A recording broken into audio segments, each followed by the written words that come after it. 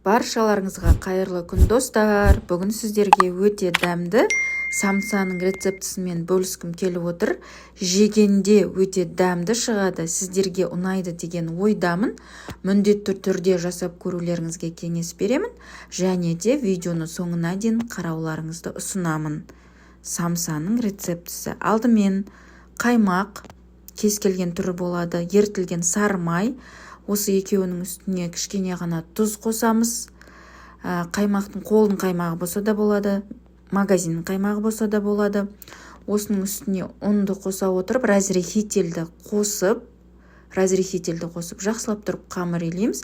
Қамырды пакетке салып, кішкене қойып қоямыз. Начинкасына өздеріңіз әртүрлі начинка қоссаңыздар болады.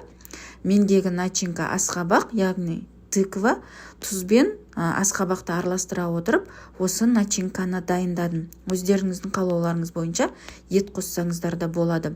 Мына дайын болған тестаны қолымыздың көмегімен осындай домалақ көлемде барлығын дайындап шығамыз.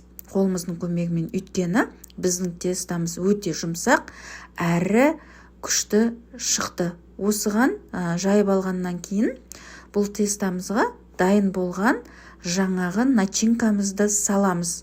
Айтып өткенде меніңкі асқабақ начинкасы, яғни самсаны түрлі көлемде бүксеңіздер болады. Мендегі осы домалақ көлемде түйдім. Үш бұрышты етіп түйсеңіздер де болады.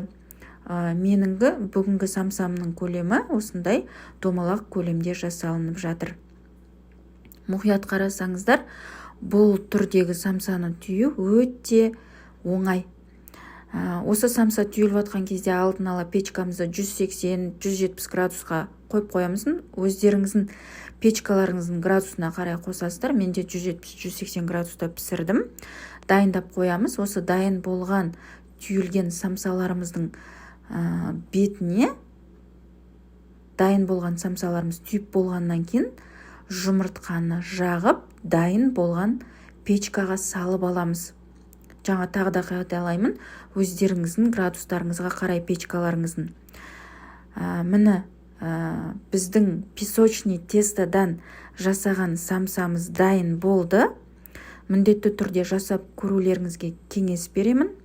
Өте дәмді, жұмсақ, әрі песочный тестадан жасалғаннан кейін дәмді болып шығады. Менің каналыма тіркеліп қойыңыздар. Өздеріңіздің лайк, комментарияларыңызды жаза отырыңыздар.